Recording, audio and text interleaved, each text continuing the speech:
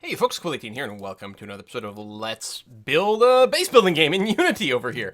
In the last episode, we went and moved all of our furniture code or definitions to an external file, an XML file, so that we can easily customize it. But, as we have pointed out, currently, the furniture doesn't do anything anymore. A lot of things like the mining drone and the doors and a few things like that had behavior that they performed every single frame to make sure that they did things correctly or responded to a character trying to walk through.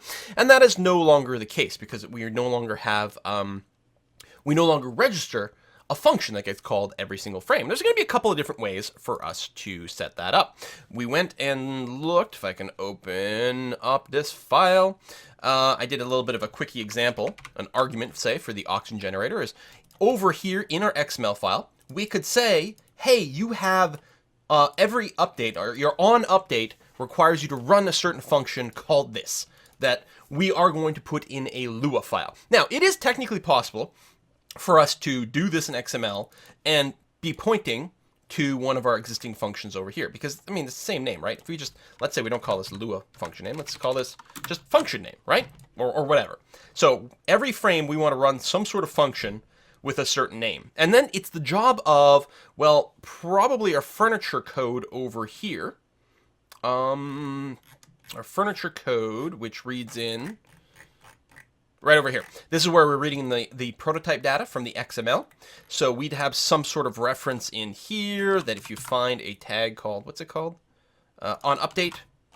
So, oh, did I really shrink the sidebar if I double click there? Huh, today I learned. So on update, we're gonna, do some stuff, right? We can get the function name. The function name is reader.getAttribute function name. And this would return, function name, right? Like this. And then we just have to use that to then do something like register update action. And then if we had some sort of like string to function, so we pass it in some sort of function name like this, and this would return the actual function, the actual action that we then register up, right? So you can imagine that sort of idea. And there's no reason that string to function couldn't point to one of our functions that exists here in the C# file. You can absolutely do that because there's ways to look up functions from strings in a class and so on and so forth. But we're not going to do that because we want to move all of this logic here, we want to move it out to a Lua file because we want to make things more moddable. It also helps us kind of segregate our furniture logic from our actual game engine code wherever possible. So for the next few videos, absolutely, because we're going to be taking it very slowly, piece by piece, are going to be incorporating a Lua Interpreter into our Unity project. And the reason we're using Lua, which I talked about before, is because it's just very common in the gaming industry as an interpreted / scripting language. There's no actual difference between a programming language and what a scripting language. People tend to use scripting to refer to languages that are interpreted as opposed to precompiled. And our Lua code will not be precompiled. We will be parsing it and keeping that sort of pre-parsed version, but it's not the same as compiling it to bytecode. Also, it's very common for interpreted languages or scripting languages to use dynamic typing as opposed to strong typing. Where like when we make a variable here in C, for example, we say int some number is equal to 5. Although C# does support something like some variable which will be an int, C# will go and type this properly. The ultimate, more like generic form would be some sort of just object class like that, or object instance like that. But in a loosely typed language, or a variably typed language, or dynamically typed language, depending on how you want to say, you can just stuff any kind of value into a variable. It can be a string 1 minute and a number next minute and so on and so forth, or even point to an object. And that's much more common with these sort of scripting or interpreted languages. And it's mostly that sort of dynamic typing that actually costs you probably the most speed in these interpreted languages. Because once you've loaded the script into memory, you're gonna bang through it pretty quick. But that slight speed difference in runtime isn't gonna be very noticeable. And in exchange for that, we end up with something that's much more moddable because we don't have to like compile in some sort of C code into our actual game anymore. It's a text file that only gets loaded at runtime, so people can make tweaks over there and mod the game, which is awesome. Okay, so what's involved in getting this to do stuff? Well, we're going to run through some examples we're going to approach this very, very, very cautiously. Let's assume that we're going to want some sort of new class, which should probably be a model, I guess. Let's make a model here, and we're going to call this, I think I might just call it like a Lua Manager or something like that. Right, we have an inventory manager. We can have a Lua Manager or behavior manager or action manager. You know, all those things. I suppose by calling it the Lua Manager, I'm really like saying like we're using Lua as opposed to just action. It's almost like furniture actions. Actually, it's almost like that. Hang on. Do I just want to rewrite the furniture actions file? Yeah, why not? That's actually a perfectly logical name. So basically everything else down here is no longer going to get used. I'll leave it in here for now because we still need this around so that basically we're going to be rewriting all of these functions as Lua code. So I don't want to delete this right now. So I'm just going to grab this whole thing and just comment it out. I mean, there's a bunch of different ways I could do it, but we're going to do that. By the way, if you're on Windows, you can just hit the slash key and then it'll comment out a whole block. I think if you're on the Mac, the hotkey is command slash as opposed to just slash. Yeah, you'll have to test and see, but it's very handy to be able to quickly comment things out. Okay, so we're going to start a new thing. This file here, I don't think it's going to be static anymore. I think what we're going to do is we're going to have a public, we're going to have a constructor, furniture actions, and this is going to want maybe a string, like raw Lua code, like this. So then we're going to, we're going to process the Lua code and be ready to run it in some fashion. But we're gonna do a test of all this first. So how are we going to convert? So this is just going to be a string, and it's going to give its code. It's going to look, well, it doesn't look exactly like C# because it doesn't use, curly braces and whatever. But I mean, it's going to look like programming language. So we're going to pass it to here somehow, and then we're going to convert it into code. How are we going to do that? Well, we're going to use a very, very excellent library called Moonsharp. Moonsharp is a free, as far as I know, I believe it's open source. I think it's BSD licensed, so it's very flexibly licensed. C# based Lua, I guess, interpreter that you can then use in here. It runs great. It's very easy to use. It's got a great website with a lot of examples that we are sort of kind of going to be working our way through over here. And installing it is very simple. Basically, you download it, and then you make a plugins folder in your project, and you drop the DLL. This is moonsharp.interpreter. It's .dll is what the actual file is. You just, from the zip, you just grab it and put it in here. And I think I forgot to... I have to put in a file in here with the license information. So I forgot to do that. I'll have to do that before I zip it up and put it online. But that's the only restriction to spreading this, is just make sure to include the license file inside the folder or whatever. And that's it. You're good to go. So just by having this in our project, we can then say, using Moonsharp. I think that's all we need to include over here, using Moonsharp. And you can see that already MonoDevelop is like aware that this is the thing. And then over here we can do something like, how do we want to process this?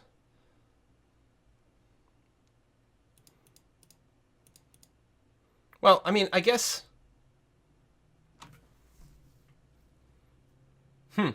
yeah, I guess we can just load this and then keep it around, and that's fine, and run it right away or something. Yeah, so we are going to make a new script object. Whoa. Script. Oh, is this not... Did I not include this correctly? Oh, it's moonsharp.interpreter is what we're supposed to be using here. So then we have access to script object. So my Lua script, we're going to create a new instance of this. And then we're going to tell it to run this code. So we're going to do that right away. So we're just going to say my Lua script dot, and it's got a few different things that can go on here. Do file, do stream, do string. So we've got 3 different ways that we can load in our Lua code. For now, we'll say we're just going to do string. We've got a copy of our code in a string, so we will do string over here. And what this does is it actually goes through and execute. Any code that's in this string will be executed. Now, that can mean it runs something right away. For example, and then what are we going to do with this?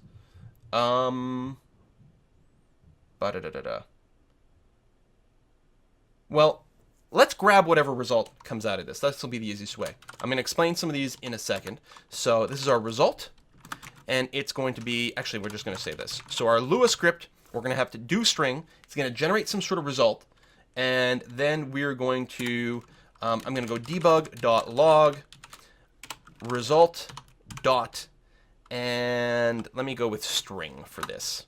I'll explain more of these lines in a minute. Okay? So that's all my furniture actions code will do right now.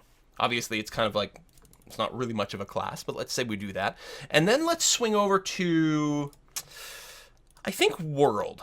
So right now, every time we load the game, we call, well, one of the 2 constructors, either the default constructor or this version of the constructor. And then setup world gets called, because the default constructor gets called when we're loading the world from a file. Well, see,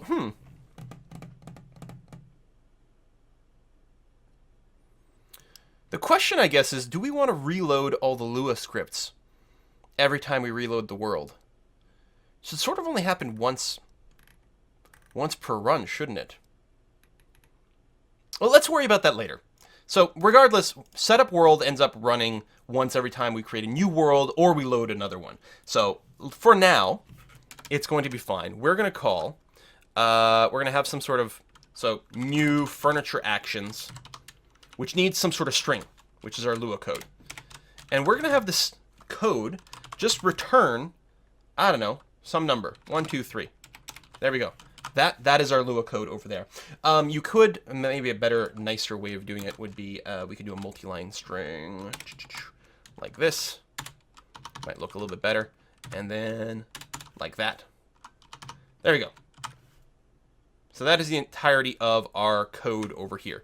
It's one line of Lua code that just returns a number. No, we don't have a semicolon over here. Lua doesn't do semicolons. That's our code. So if we run this, let's break down what will happen. We're going to create a new furniture action, which we could store, right?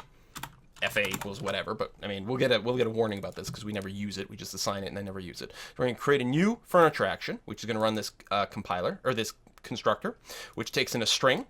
It's going to create a new instance of the Moonsharp interpreter's script.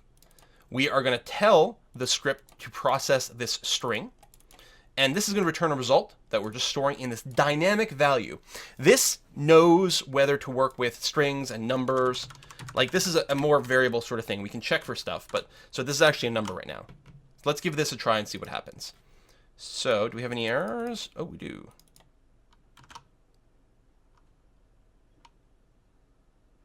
Oh, this still expects a certain function to exist in furniture actions. Okay, let's make sure that still exists.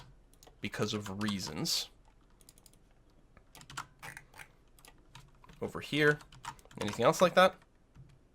No, we're good. Okay. Yeah. See, variable FA is assigned a value, but it's never to use. So if I hit play, we should get that to run right away. And there it is. 1, 2, 3. See that? So that script is running. There's a string we're passing here, which is getting interpreted and run right away. And all that string is doing is returning a value, which is the number 1, 2, 3. I think that we could also return the string version. This read XML prototype. Let me get rid of this debug info because that's way too noisy. We're gonna hit play again, and I think we'll get a valid string out of it. Oh, it's null actually. Oh, interesting. Huh. I thought it might still give me 1, 2, 3 as a string, but we can check. What we can say is we can put in an if result. dot type is equal to data type dot, we've got a bunch of things. So is it a string? Well, then what we'll do is we'll output that, else let's assume it's a number. Not entirely accurate, because there's a lot of different types this dyn value can be, but let's assume right now it's either going to be a number or a string, and we'll return that appropriate thing as is. There, done. Okay, so now no matter what we return out of this code, it does that. But that's not particularly helpful. It's like, great, so it's returning 1, 2, 3. Instead of this, well, like we can leave that return in there if we want to show that it's running, but I can also define a function. So let's say I define a function called test, and then end. That's how you define a function in Lua. I'm so not a Lua expert. I'm probably going to have to keep looking up a reference for syntax over here. So function test over here, and we're going to have this return, I don't know, a string. I think I'd have to escape the string like this. I might be wrong. Lua string. Maybe it's single quotes. I don't want string library. I don't need any of that stuff. I just want to know how to represent a string in Lua. And yeah, it is double quotes. See? That's what I said. I'm going to have to look up little references here and there to make sure. Why am I getting a weird...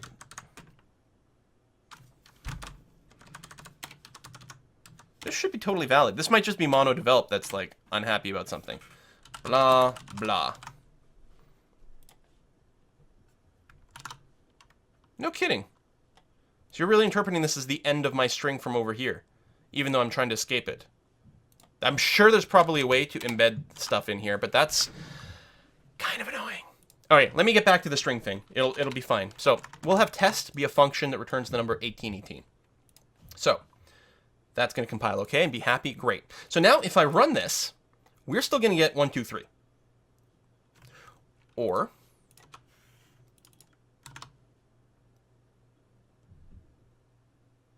do you mean unexpected symbol near this?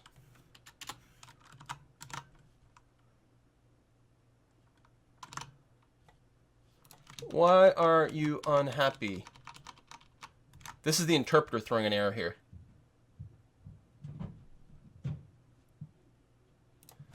Is there any chance I need our function to be defined that way? That might be the case. Notice I'm not getting a compilation error in C#. Instead, I'm getting an exception from the interpreter, which is running at runtime. There we go. That's what I was missing. So the little parentheses over here. Okay, that's fine and groovy. So this script is still run, right? So furniture action over here is doing that string, that Lua code we're passing it, which is still returning a value of 123. This is what happens when the entire script runs. The entire script runs and returns the value 123, which we still get right over here. So what's the deal with this function? Well, a couple of things.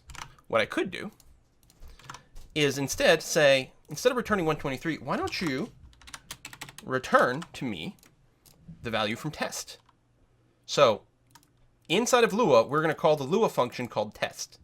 And we're going to return the value returned from test, which in this case is 1818. Or we can make it a little bit more complicated and say, test requires us to pass a number. We're going to return n times 2.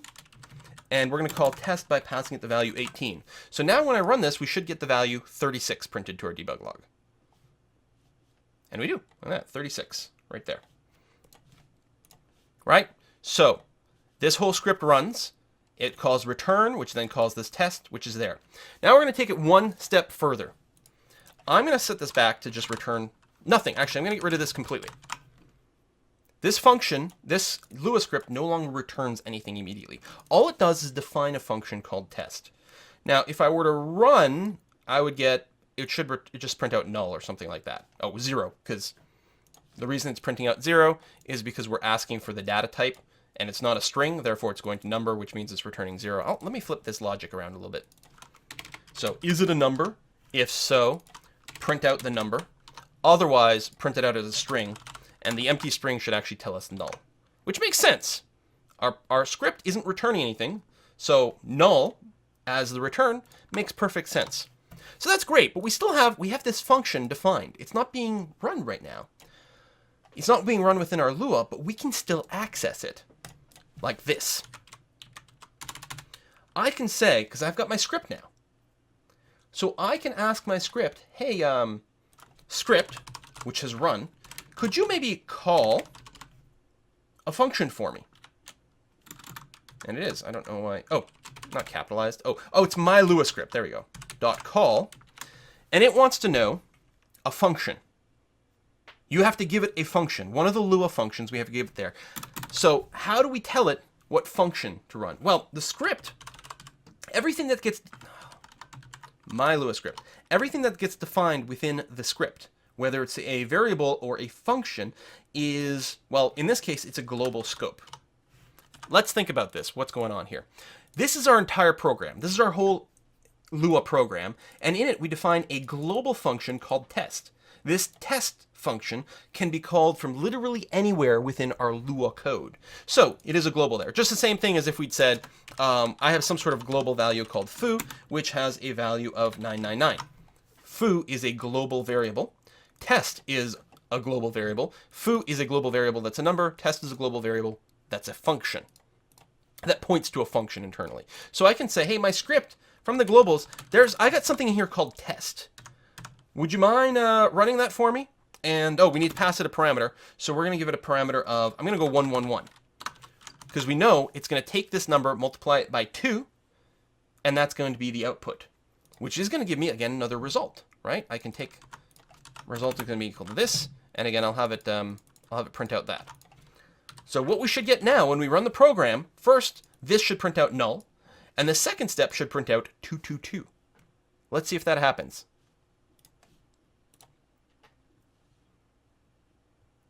Go. There we go. Null, 222. Null is because our script itself, our script runs and doesn't return anything. So we just get null when we try to look for the result. But then we call this function, passing in a parameter, and we store the result in a dynamic value result, and we just check to see if it's a number or a string and print out the appropriate thing. Here, I mean, we know what it's going to be, so I don't have to be all this fancy, right? We know for sure it's going to be a number because that's what I'm returning. But what the hell? Let's go ahead and do that. So hopefully people are still following at this point. I mean, to some people this is going to be incredibly trivial, and they were bored 15 minutes ago. Other people, I'm sure, are completely lost at this point. And splitting the difference between those two things is really hard. And I apologize for that. But, so great. We have the ability to parse Lua, and we, more importantly, have the ability to execute it based on a string over here. And you see what's going to happen? When we parse our furniture, and we run into this on update, and we've got the string, we've got a string that has a function name. Well, now we can call that function whenever we want with this kind of structure. So, what's the next step? Well, the next step is instead of having the string here hard-coded in, we want to move it into a separate file. Now, here's where we run into a really annoying Unity issue. What I would love to do is this. I would love to be able to, in my project, hold on a sec. I would love to, in my project here, to be able to go resources, make a new folder called, I don't know, Lua, and in here, make a new file. Tell you what, I'll start with the text file, but a Lua file, it's just like a C# code. So we'll have .lua. Yes, I want to change the file name. Excellent. So I've got this Lua file over here, and while monodevelop doesn't really know what to do with the Lua file, you can have, it's just a text file, so you can open it in monodevelop, or you could open it in your favorite text editor, like Sublime Text for me, and you could type your code in there. In fact, what I could do is grab all this code here, paste it, let's go in like that, excellent, and save. Great. So now I have this furniture.lua file, which I would then like to just open up and pass here. So my furniture actions, I'll do something like string my Lua code, and I want to pass this to here, and I want to say, read the Lua code from the file. So here's what I would like to do. I would love to be able to say my Lua code, and you're going to be like, we've done this a million times. It's in my resources folder, right? Right over here. right? We are an asset resources Lua. Well, I mean, we do this all the time. We've loaded our XML, right? How did we load our furniture XML? Well, exactly by doing this. We say resources dot load text asset. I mean, a Lua file, an XML file. It's all just text, right? And we're gonna say it's at Lua / furniture, like that. You don't give it the extension. You just do this. And you're like, awesome. So let's do a little check here and say debug.log my Lua code, and then I'll put another debug.log, and I'll just spit that out. Let's see what happens. You're not going to be happy. If you're like me, you're not going to be freaking happy. Oh, right. We can't convert a text asset to a string. We have to say dot text. Well, yeah, let me do this. We're going to get a glorious error. It's going to be awesome, and then we'll all be mad. So now, okay, good. We hit play. We're going to get a bunch of errors here. Okay, well, what's going on here? We go right back up to the top. Object reference not set to an instance of an object. And it's complaining about line 109. Right over here. Object reference not set to an instance of the object. What does that mean? Well, it means, if we break it down, and let's do it step by step over here. Text asset TA is equal to this. TA without that. Same code as before. But let's do a little check here. If TA is null, debug.log error failed to load Lua code text asset. And let's just return here, because obviously we can't go any further than this. Let's go ahead and hit play. And there we go. And we got a bunch of errors. And we go up to the top. Failed to load Lua code text asset. This TA is null. Why isn't this working? Did we make a typo or something? I mean, it's conceivable that I made a typo, but I don't think so. Let's compare. If I go data/furniture, this should result in us loading the XML file. Data/furniture is where our XML is. So let's run that. Hit play. And stop. And there we go. So we get the my Lua code, and it spits out the Lua code, except it's actually the XML. So, because right now we're going to resources data furniture. Okay, so if resources data furniture works, why doesn't resources Lua furniture work? The reason, and this is so goddamn frustrating, is that in Unity, this text asset, there's a limit. It only responds to certain file extensions. .text, .htm, .html, .xml, .json, and there's a couple others. But that doesn't include .lua. And as far as I can tell, there's no way to get the Unity resources system to ever recognize something with the .lua extension, which means we can't load this file this way, which is a wee bit annoying. But what we're going to do, and we'll have to wait until the next episode for that, we were going to look into loading files directly from the hard drive in a more direct way, which is something we're going to want to do with the XML anyway. Because I said, right now, anything in the resources folder, the difference between a resource and a normal prefab in here is that prefab only gets included. When you hit build project, it only gets included in your final project's file or output if it gets linked somewhere, if it gets referenced in some sort of inspector somewhere along the way. If no game object has in their inspector a link to something that's in here, it doesn't get included in your final build, which keeps it nice and small. So if you have some images that never get used, then they won't be included in the final project, which is nice. Or at least they shouldn't be, assuming Unity is doing its job right. But resources is different. Resources will always be included in your final project because it can be loaded in code. Unity has no way of knowing if this furniture.xml file is going to be referenced or not because it happens in runtime in your code. So everything in this gets included in your final Unity asset bundle, which is great, but only if it matches certain types of files. And even though furniture.xml and furniture.lua are just text files, Unity still doesn't include the .lua version, even though it includes the .xml file, which is really frustrating. So we can't use resources.load, which means Lua can't live in here. What are we going to do instead? Well, instead what we're going to do is we are going to use the Unity streaming asset system, which are just files that sit on your hard drive, but still get bundled very nicely. Very much like we have resources over here, we can just make a folder, like here, and call it streaming assets.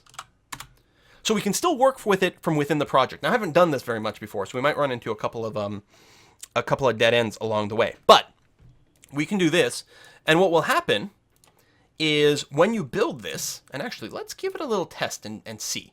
We're going to go build settings, we'll build it for PC, add the current scene, and build. And so I like to make a folder called builds. And so we'll call this porcupine.win32. All right, it's the Windows version. So it shouldn't take very long to compile because it's actually a relatively simple project. And then once it's done, it'll open an Explorer window. Dun, dun, dun, dun, dun, dun, dun. It's not like WebGL. WebGL takes forever to build. And there we go. So this is our project. This is what we would upload. Although you probably want to get rid of these files if ever you upload one of these. For some reason, even if you have the debug build turned off in Unity, it still creates these debug files, which is annoying. So there's your exe that would run. And if we check the data file, we get a few things in here. One, you get your various asset bundles. So all our resources, for example, over here, they all get bundled in there. But in addition to that, we've got... Is streaming assets not automatically included? It should be. Is it not? Okay, I'm going to have to investigate that. I thought it would automatically get put in there. Contains path to the streaming assets folder. If you have streaming assets folder in the assets folder of your project, it will be copied to your player builds and be present in the path given by that, which should be somewhere in here. But I can't see it.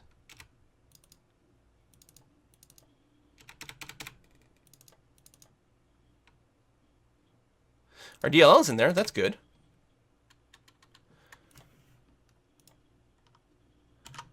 Huh. It's possible that I've mistyped something. I will take a look and for the next episode anyway. But that's what we're going to be doing. And by doing this, it should... I clearly just did something wrong. It should be included somewhere in here, which means you can use your normal file system, your system.io.file, to read the text file, and that will be fine because... just, system.io.file will just literally open any file anywhere on the hard drive. So yeah, let me go and check to see what that is, and next episode, we will do that. There's going to be a lot of steps required to get our interpreter working properly, but once we do, it'll be awesome. Thanks for watching. Oh! Steaming assets. Try again? Do I have it open? Hang on, let's try this again. There we go. Streaming assets. Build settings. Build. Turns out that spelling things correctly is useful. Let's see what happens now. Do-do-do. Do-do-do. Some things are steaming. Okay. Aha! Streaming assets. Lua. There it is. Okay. Ha! I'm not crazy. So yeah. So it automatically includes this folder in your builds. So notice, like, here's our project. And we've got our assets folder with streaming assets. But the build is the thing that actually gets compiled. And it's got this streaming assets in there. It's still got some gotchas because on iOS or Android or a web build, the streaming assets get stored slightly differently. But the end result is always the same in that you can load it. And imagine, like, we're just shipping this game, right? So again, in the shipped version, you would get rid of these debug files. And you would take, I don't know, I guess you make some sort of subfolder, like, my awesome game. And you put everything in there. And then you would zip up this whole folder, and that's what you would ship to people, right? My awesome game, boom. That's what you send to people. Then when they unzip it on their end, they get this, and they can go into data and streaming assets, and they can modify this Lua file. In fact, we're going to do that with the furniture data as well. So I'm going to move the data into streaming assets, which means now we can no longer use resources.load for XML. If I were to try to run this, I should get plenty of errors. And I do. Well, for a couple of reasons. One, we're not loading this, but let's say I comment all this out. So we're back to where it is before. We will get an error at some point because we will fail to load the XML file. And we do, right here. we are trying to load in the data/furniture.xml file and get the text from it and use that to read the XML. But now we cannot because it's not in the resources. Instead, it's in streaming assets. So now we have to load the data in from there. But this is like the start of us making something that is moddable. The images are a little bit more tricksy because of reasons.